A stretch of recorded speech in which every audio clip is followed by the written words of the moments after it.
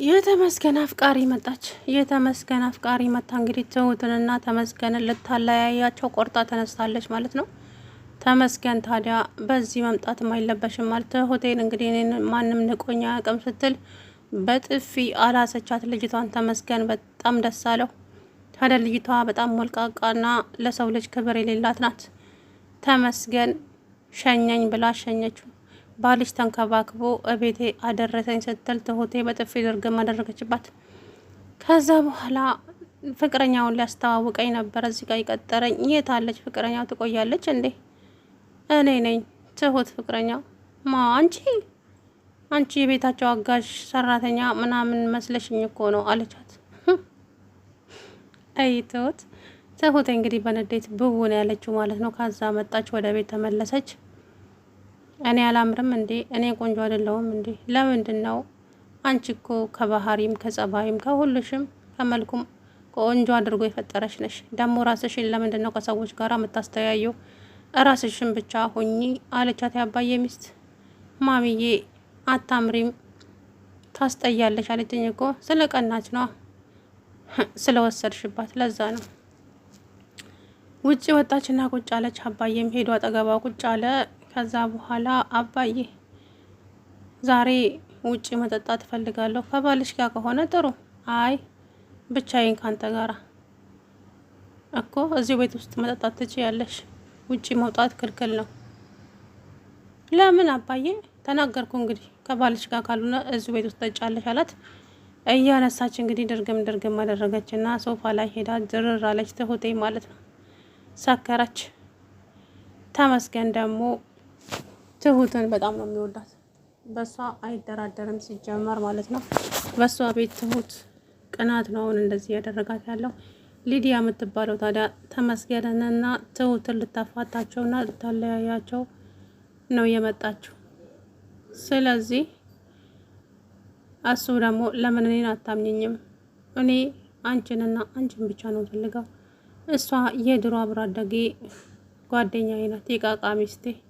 አሀ ስለዚህ ኧረ ትሁት ተረጋጊ። ምንድን ነው በዚህ ልክ ቅናት? አንተ እኮ ልጅቷን ስላላየሃት ነው። ለሰው ያላት ንቀት መቼም ተቀይራ ይሆናል እንግዲህ። ከዛ ተመስገንን አገኘችውና ተሙዬ እንዴት ናክ? የቃቃ ባል እሱ እኮ ከልጅነት ጋር አልፏል። የቃቃ ባል እኮ ከልጅነት ጋር ፈርሷል። እኔ ግን አልፈረሰም። አሁንም አንተን ብቻ ነው ውስጤ እያሰበክ ያለው። እኔ ግን ያኔ በልጅነቴ ያፈቀርኳት አንድ ሴት አለች፣ እስከ ዛሬም አብራኝ የምትኖር ትሁቴ ናት። እና አገብቻለሁ ያልክን ላገባ ነው ሰሞኑን ቅርብ ጊዜ ተናደደች። ከዛም ጓደኛዋ ጋር ደወለች እና እሱ እኮ ሊያገባ ነው ምናምን አለች። አንዴ እንደምንም ብለሽ የሆነ ነገርማ አድርጊ። በነገራችን ላይ እች ልጅ አሁን ትሁትና ተመስገንን ታጣላቸዋለች። ምናልባትም ተመስገንን ታጠጣውና ተመስገን በመጠጥ ከደነዘዘ በኋላ አብራው እንድትተኛ ትሆናለች። ከዛም ለትሁት ትልክላታለች። ሁሉም ነገር አበቃ ማለት አይደለም። ስለዚህ በሰው መሀል የሚገቡ ሴቶችን እንግዲህ እኔ ለምን አላቅም ብዬ ልንገራችሁ። በሰው ህይወት በሰው ትዳር የሚገቡ ሴቶች እንደዚህ የብዙዎቹን ቤት እያፈረሱ ነው። ማስተዋሉን መድኃኒዓለም ፈጣሪ እሱ ይስጣቸው እንጂ ከባድ ነው። የምሬን ነው የምላችሁና አላቅም። ዞሮ እንግዲህ ከዚህ በኋላ ምን እንደሚፈጠር እንግዲህ ትሁቴ አሁን ላይ በጣም ተናዳለች። በተለይ እንግዲህ ሰራተኛ መስለሽኝ እኮ ነው ስትላት፣ እኔ የምለው ሰራተኛ መምሰል ምንድን ነው ችግሩ? ሰራተኛ ሰው አይደለም እንዴ? አጃይብ እኮ ነው ጎበዝ። ሰራተኛ ትመስያለሽ እና ተሆና ሰራተኛ መሆን ብርቅ አይደለም። ምን ጉድ ነው? ዞሮ እንግዲህ ትሁቴም ቅናት አለ። ቅናት ጭርጭር ነው ያደረጋት። ለምን በቃ ተመስገንን እየተጠራጠረችው ነው አሁን ላይ። ተመስገንን ማመን አትችልም። ደግሞም ታጣላቸዋለች። እመኑኝ አሁን ለታሻኘኝ ብላው እሺ ብሏታል። አሁንም ደግሞ በንጹህ ልቡ መጠጥን ጠጣ ትለውና ታሰክረዋለች። ይዛው ትሄዳለች ቤቱ ሸኘኝ ብላ። ከዛ ፎቶ ትነሳለች አብራው። ይሄ ነው እንግዲህ ያለው ነገር። በሰው ነገር ገብቶ የሰውን ህይወት ማመሰቃቀል የሰው ልጅ የምሬን ነው። እና ለማንኛውም እንግዲህ ትሁት ብዙ ቻሌንጆች ከፊቷ ተዳቅነው መጥተዋል። ያንን ቻሌንጅ እንግዲህ ማለፍ ያለባት ደግሞ እሷ ራሷ ናት ማለት ነው። እኛ ምንም የምናውቀው ጉዳይ የለም። ከዚህ በኋላ አባዬም ታዲያ ትሁት ተመስገን ይወድሻል፣ በጣም ይወድሻል። ሌላ ሰው አንቺ ወደደሽ ክፉ ተናገረሽ ምን አገባሽ? ደግሞ ራስሽን ከማንም ጋር አታወዳድሪ። የኔ ልጅ ራስሽን ብቻ ሁኚ፣ ቆንጆ ነሽ። ምንድን ነው እንደዚህ መሆን አላት አባዬ። አባዬ ስላላየሃት እኮ ነው እንዴት እንደሆነች። ምንም ትሁን ትሁቴ ምን ሆነሻል? እኔ ማቃት ትሁትማ እች አይደለችም ፈጽሞ። ተረጋጊ እንጂ የኔ ልጅ ምን ሆነሻል? ከዛም አባዬ ትሁቴ አሁን እያናደድሽኝ ነው፣ እውነቴን ነው የምልሽ። ለምንድን ነው እንደዚህ የምትሆኘው አላት። ከዛ ምን ላደርግሽ አባዬ፣ በጣም እኮ ነው የምታናድደው ልጅቷን ብታያት። ታያት ምንም አታመጣም እሷ። አንቺ ግን ራስሽ ሁኚ፣ ማንንም ከሰው ጋራ ራስሽን ከሰዎች ጋራ አታወዳድሪ። በቃ ራስሽን ሁኚ አላት አባዬ። ከዛ በኋላ እንግዲህ እሷም ውስጧ እየተናደደም ቢሆን እሺ አባዬ አለች። ከዛም እንግዲህ ተናግሬያለሁ ትሁቴ፣ ወደ ራስሽ ተመለሽ።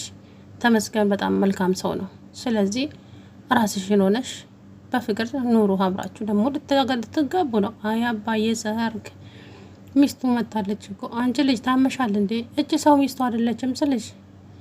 አይ አባዬ የዋነት እኮ በጣም ያስገርመኛል አለ። እንግዲህ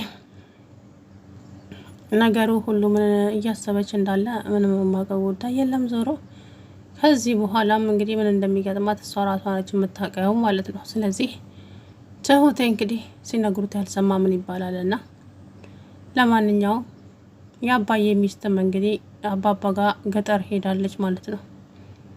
ቤታቸው ቅርብ ነው መሰለኝ። አባዬም አብረን እንሄድ አለ። እንግዲህ ሻንጣው ሸክፋ ሄዳለች አባባ ጋር ወደ ገጠሩ ማለት ነው። ምክንያቱም ትጠይቃቸዋለች እዛ ሄዳ ስለ እድል ይመስለኛል ሳስበው። እና እንደዛ ነገር ነው። ሊዱ እንግዲህ ሊዲያ ነው ስሟ። ሊዱ እባላለሁ። የተሙ የቃቃ ጓደኛው የቃቃ ሚስቱ አለይኮ ምንም ሳታፍር። ግን ትሁት ግን ትዕግስተኛ ነች እኮ የምሬ ነው።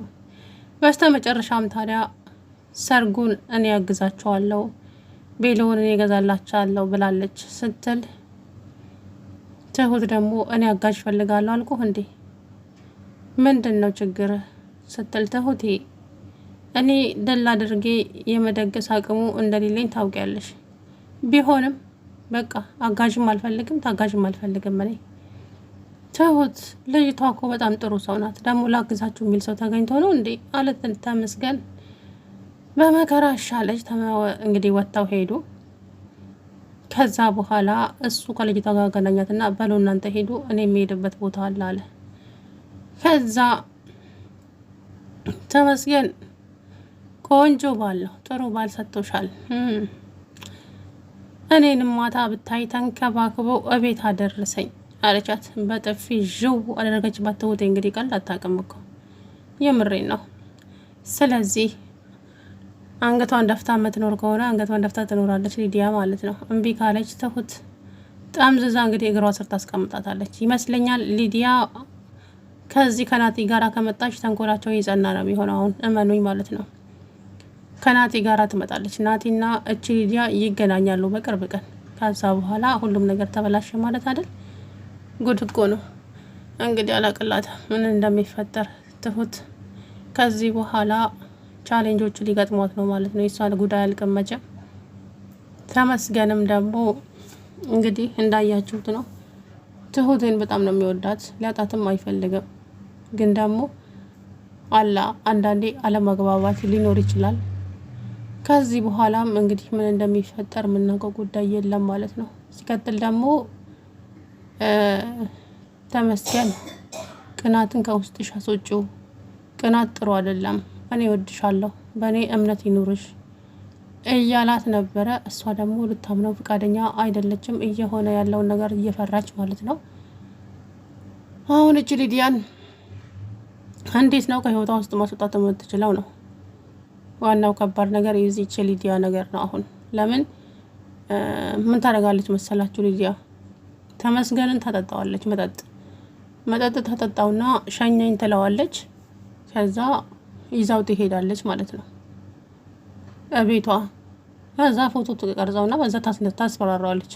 እኔን የማታገባኝ ከሆነ ከኔ ጋር የማትሆን ከሆነ ትሁት ጋር እልከዋለሁ ፎቶ ትላለች። ግን ተመስገን ቀላል ሰው ስላልሆነ ማጅራቷን ቀጨት ነው የሚያደርጋት። እንግዲህ እሷ ታውቃለች። ዞሮ ተመስገንና ትሁት በጣም ነው የሚጣሉት ከአሁን በኋላ ማለት ነው። እቺ ልጅቷ ትሁት ፈጽሞ አልወደደቻትም በፍጹም ማለት ነው።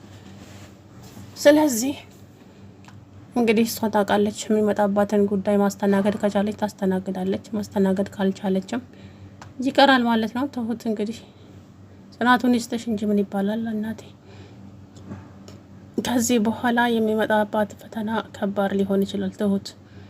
ስለዚህ ያንን ፈተና ደግሞ ለመወጣት ትዕግስት ያስፈልጋል። ትዕግስት ከሌለ ከባድ በሽታ ነው። ሰላም ውድነት የተከበራችሁ የቻናሌ ቤተሰቦች እንዴት ናችሁ? አለሁ ደህና